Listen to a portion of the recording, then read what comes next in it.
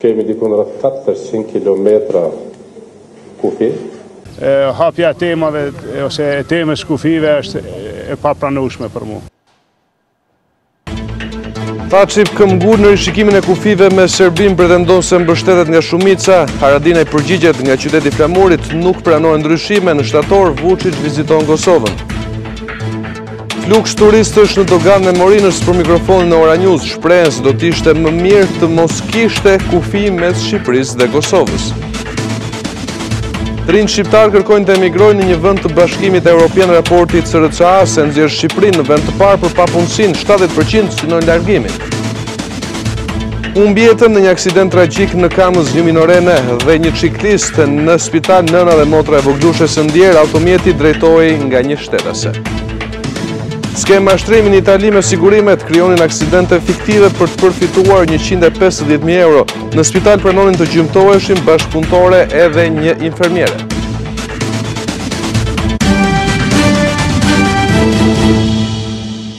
Shikues nderuar, mirëmbrëma, ky është edicioni qendror i lajmeve këtu në Radio Televizionin Ora News.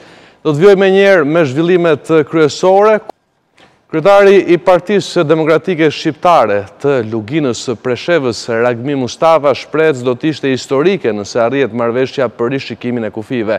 Sipas tij, nëse banorët nuk preferojnë të qëndrojnë në shtetin serb apo reciproke, nëse serbët nuk dëshirojnë të qëndrojnë në shtetin e Kosovës, do të ishte më mirë korrigjimi i kufive. Për të, nëse momenti nuk shfrytëzohet, do të përballemi me situatën kur shqiptarët do të braktisin tokat e tyre. Kryetari i PD-s në Preshev, Ragmi Mustafa, edhe njëherë ka mbështetur idenë e bashkimit të trevave shqiptare që ndodhen në Serbi me Kosovën. Në një intervistë dhënë për Ora News, lideri politik i Luginës së Preshevës u shpreh se nëse diçka të tillë pranon vetë Beogradi, atëherë nuk ka asnjë problem për procedimin në këtë drejtim. Nëse Serbia është e gatshme siç duket që të ofroj Luginën e Preshevës të jetë pjesë integrale e Republikës Kosovës, pse do ta kundërshtonin? Cili është ai shqiptar që do të kundërshtonte hyrjen e shqiptarëve të Luginës Preshevës brenda integritetit territorial të Kosovës? Në rast mbajtjeje e referendumi në të dy anët e kufirit, Mustafa është mjaft i bindur për rezultatin. Nga qytetarët shqiptar që jetojnë në Serbi, jam i bindur se 99% pranojnë që të jenë pjesë integrale e Republikës Kosovës, por në një referendum eventual që mund ndodhë në Kosovë nga votuesit shqiptar, jam i bindur se mbi 80% tyre do të mbështesin hyrjen e shqiptarëve të Luginës Preshevës brenda integritetit territorial të Republikës Kosovës. Sa i përket mundësisë së konflikteve, Mustafa thot se koha e përplasjeve i përket së shkuarës. Do të krijohen situata shumë më të mira dhe përkundër thirrjeve të aty këtushme të politikave se do të ketë rrazira apo probleme. Unë kujtoj se koha të rrazirave ka mbaruar dhe tani më është momenti kohor që këto njohje reciproke ndërmjet Serbisë dhe Prishtinës zyrtare të ndodhin dhe shqiptarët e Luginës Preshevës të jenë bashkuar me Kosovën. Në mbyllje, Mustafa nënvizon se në rast se arrin të zgjidhin problemet, Kosova dhe Serbia mund të bëhen model frymëzimi për vende në mbar botën. Vion radha e gjatë e qytetarëve që hyjnë në Shqipëri në pikën kufitare të Morinës. Drejtuesit e automjeteve shprehen se kjo situatë nuk është normale, ndërsa apelojnë për gjetjen e zgjidhjeve, sidomos në pikun e sezonit turistik. Qytetarët presin që bashkimi doganor, i cili do të hyjë në fuqi në datën 1 janar, do të ndikojë pozitivisht në lehtësimin e lëvizjes mes dy shteteve. Piku i sezonit turistik ka sjellë radhë të gjata në pikën kufitare të Morinës. Fluksi ka qenë prezent sidomos në ditët e para të këtij muaji, ndërsa qytetarët shpresojnë se situata do të ndryshojë me bashkimin e doganave midis dy vendeve, çka pritet të paksojë procedurat. Ata deklarojnë se kjo pritje nuk është normale. Është normale, sidomos prej Maqedoni, prej Molit Zia ne na kemi prit shumë, edhe këtu pa vazhdoni një këtë sistem. Po flitet bashkim doganore, lirim kufishe, Inshallah më razot sa më shpejt, për neve shumë më mirë. Shumë më mirë, se pritje madhe rrugë lartë. Sidomos kufini në Shqipëri dhe Kosovë, këtu sidomos mos të kep, mos me pas pengesa. Unë për veti nuk i bi çdo ditë se rrugë, për mu ishte arsyeshme edhe kjo pritje pavarësisht prej fluksit të madh. Fluks ka edhe në hyrje të Shqipërisë nga Morina, por nuk ka pritje pavarësisht të radhëve që mund të krijohen. Për të realizuar kontrollin e automjeteve sa më shpejt, pika e re kufitare në Morin ka 12 korsi dhe një bypass të ri për kamionët me një godinë të përshtatshme për linjën e dytë të kontrollit për automjetet e rënda. Në vlerësimet e qendrës kombëtare të urgjencës për renditjen e rasteve të menaxhuara rezulton se aksidentet rrugore dhe traumat e edhjeve nga lartësitë në det zën vendin e parë. Drejtori i qendrës kombëtare të urgjencës Skënder Brataj shprehet se në një muaj 12.000 persona kanë kërkuar ndihmën e mjekëve. Aksidentet rrugore dhe traumat e shkaktuara nga hedhjet nga lartësitë në det janë rastet më të shpeshta të urgjencave mjekësore. Në të dyja traumat, pasojat janë fatale ose invaliditeti mbetet i shkallës së lartë. Gjatë muajit korrik, urgjenca kombëtare mjekësore ka kryer 21 misione nga ajri dhe rreth 12.000 persona kanë telefonuar 127 për të kërkuar urgjencën ose sugjerimet e mjekëve. Me ambulancë 2571 ka pas një rritje të vogël. Skedat menaxhuara 11.890 dhe thirrje 12.323. Një fakt shumë shqetësues është që shtimi i turistëve, shtimi i njerëzve në zonat e plazhit po na krijon probleme me aksidentet. Si me aksidentet rrugore, por mbi të gjitha me aksidentet në ujë. Për fatin e keq kemi pas disa raste edhe me qytetarë të huaj, të cilët, sidomos në 2-3 raste kanë qenë qytetar polak, duke pësuar trauma shumë të rënda të kolonës dhe në disa raste kanë qenë të paralizuar. Drejtori i Qendrës Kombëtare të Urgjencës Mjekësore, Dr. Skënder Brataj, tha se gushti ka nisur gjithashtu me raste të shumta të urgjencave, ku vetëm javën e parë 3200 persona kanë kërkuar ndihmën e mjekëve.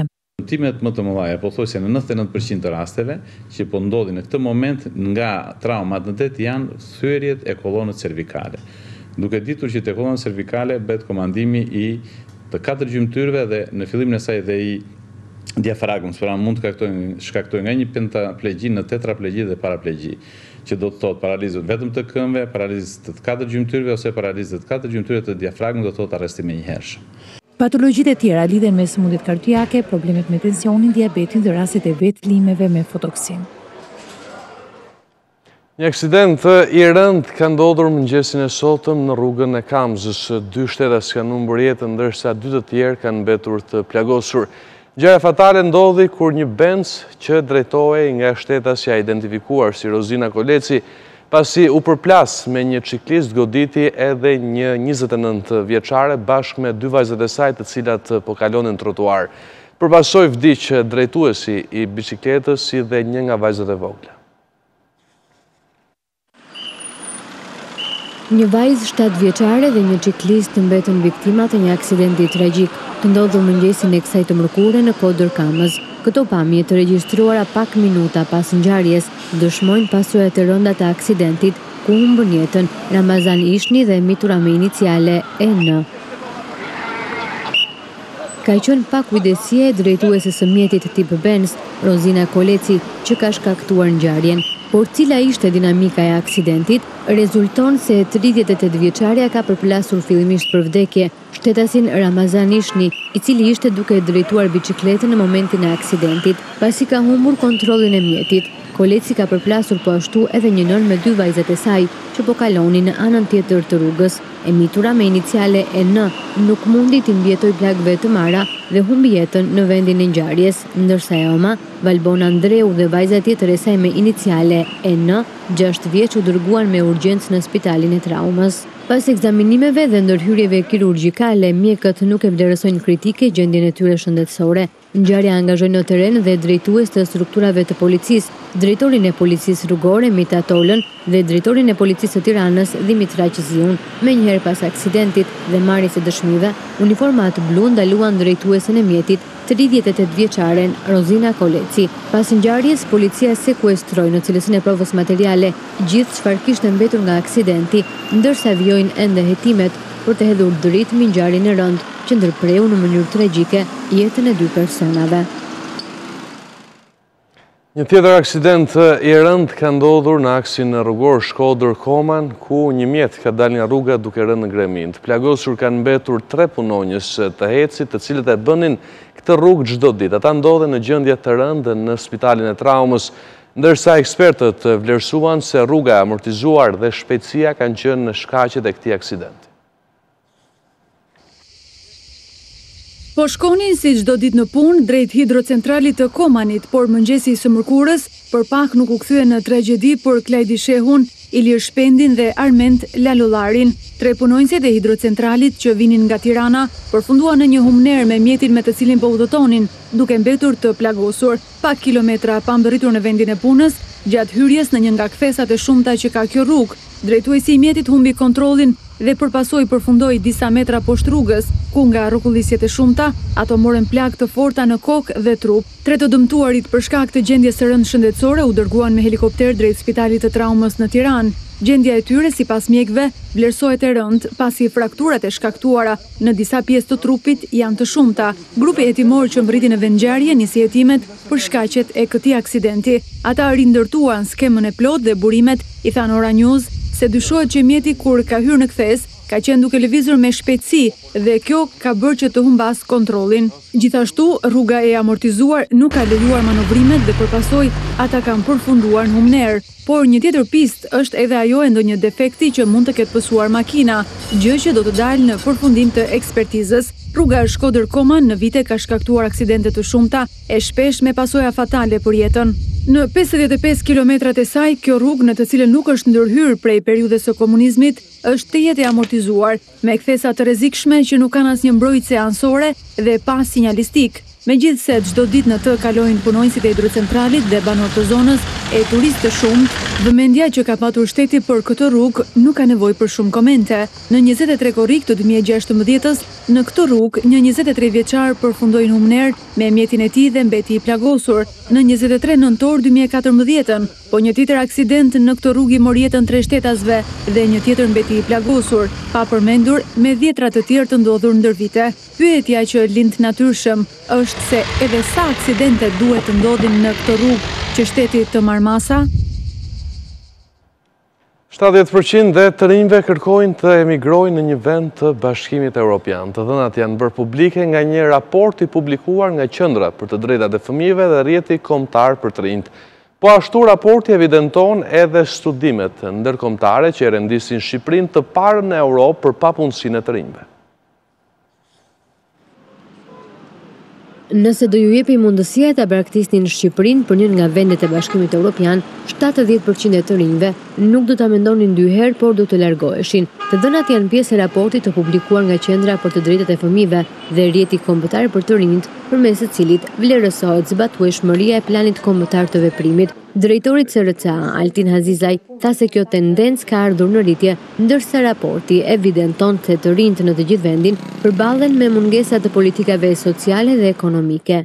Dhe është tepër shqetësuese që të themi që mbi 7% e të rinjve në Shqipëri duan të emigrojnë në një vend të Europës, qytetarët shqiptar nuk janë të lumtur në vendin e tyre. Nuk shikojnë perspektivë zhvillimi në vendin e tyre dhe pa diskutim e shikojnë mënyrën ose le të themi jetën e tyre, zhvillimin e tyre, mundësitë e tyre në një vend tjetër. Por një nga arsyet që të rinjt shqiptar dëshirojnë dhe projektojnë të ardhmen jashtë vendit është edhe papunësia. Studimi më i fundit i Organizatës Ndërkombëtare të Punës e rendit Shqipërinë të parën në Europë për papunësinë e të rinjve. Nëse e lidhim këtë me të dhënat më të fundit të dalë nga Organizata Botërore e Punës, Organizata Ndërkombëtare e Punës, ILO, ku mbi 32% të rinjve shqiptar janë të papunë, atëherë kuptojmë që qeveria shqiptare vërtet ka dështuar për sa përket të rinjve në Shqipëri. Në prag të ditës ndërkombëtare të rinjisë, Qendra për të drejtat e fëmijëve dhe rrjeti kombëtar për të rinjt kërkojnë ndër të tjera që qeveria shqiptare të miratojë një zë specifik për rinjin në buxhetin e Ministrisë së Arsimit. Kërkesa është që ai të zërë 10% të fondave të gjithë ministrisë. Të gjithë përjashtuarit nga sistemi për shkak të vettingut do të nënshkohen. Numri 2 i Ministrisë së Drejtësisë nuk dha asnjë detaj se çfarë do të ndodhë, por një deklaratë e tillë parashikon procedim penal për gjithë ata që kanë dalë nga sistemi për shkak të KPK-s. Për të gjithë prokurorët dhe gjyqtarët që kanë dalë nga sistemi prej procesit të vettingut do të ketë procedime penale. Ai që ka paralajmëruar këtë ka qenë numri 2 i Ministrisë së Drejtësisë, Toni Gogu, i cili në një konferencë tha se shpejt do nis faza ndëshkimore. Mbase gjyqtarët që kanë dhënë vijojnë të japin vendime të tilla si ky i fundit, mendojnë se do ja hedhin thjesht duke ikur nga sistemi. Por jo, pas vettingut është radha e ndëshkimeve për të gjithë.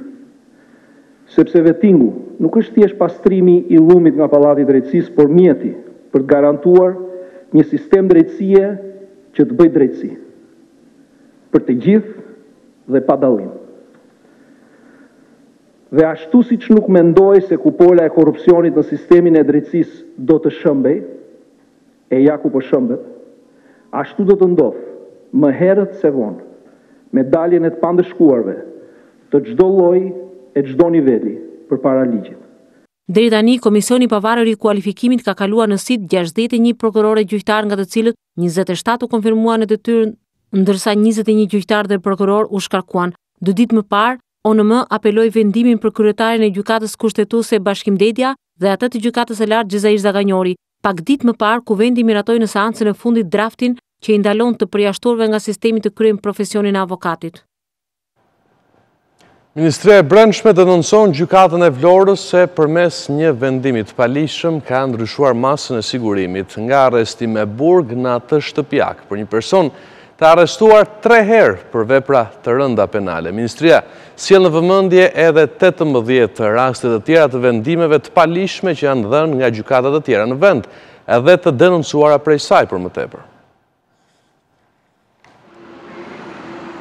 Ministria e Brendshme akuzon fort gjykatën e Vlorës, e cila sipas saj përmes vendimeve të palishme ka minuar përpjekjet e deritanishme për të pasur një bashkëpunim më të mirë mes trekëndshit polici, gjykat, prokurori. Zëvendës ministri i Brendshëm Besfort Lamallari në një deklaratë për mediat ju referua një rasti të fundit të kësaj gjykate, e cila ka ndryshuar masën e sigurimit për shtetasin Taulant Manaj. I arrestuar 3 herë më parë për vepra të rënda penale, Manaj, sipas zëvendës ministrit të Brendshëm, është toleruar nga gjykata, e cila së fundmi nga arresti me burg e ka lënë në arrest shtëpie. Në shkurt të vitit kaluar, shërbimet policore të qarkut Vlorë kanë bërë arrestimin në flagrancë të shtetësit Taulant Manaj apo Taulant Biqiraj, 28 vjeç, banues në Vlorë, për veprën penale vrasje me dashje e mbetur në tentativë, kryer në bashkëpunim dhe mbajtje pa leje armëve luftarake dhe municionit. Gjykata e rrethit Vlorë, me vendimin numër 61 datë 2/3/2018, ka caktuar masën e sigurisë arrest në burg për shtetësin e fjalë.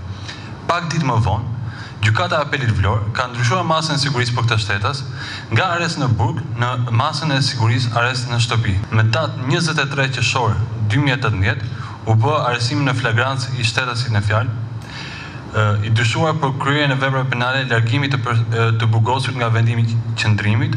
Apelojmë institucionet përkatëse, si dhe organet e akuzës, që të reagojnë për të ndërtuar kulturën e barazisë para ligjit, dëshkimin e ashpër të çdo personi të përfshirë në veprimtari kriminale me rrezikshmëri të lartë shoqërore dhe sidomos dhe përsëritësve në krim dhe atyre që janë pjesë e grupeve të strukturuara kriminale. Por ky sipas Ministrisë së Brendshme nuk është rasti i parë dhe i vetëm që është bërë publik. Janë denoncuar të paktën 18 raste të ngjashme të gjykatave të rretheve Vlorë, Elbasan, Lezhë, Tiranë, Korçë, Shkodër, ku ndaj të arrestuarve me armë pa leje për tentativë grabitje me armë apo duke thyer masën e sigurisë dhe duke qarkulluar me armë në qytet, janë dhënë vendime as pak në zbatim të ligjit. Ministria e Brendshme shpreh se policia e shtetit është e vendosur për të luftuar krimin e organizuar, grupet kriminale dhe palishmërinë, duke pasur edhe ndihmën agjencive të huaja ligjzbatuese.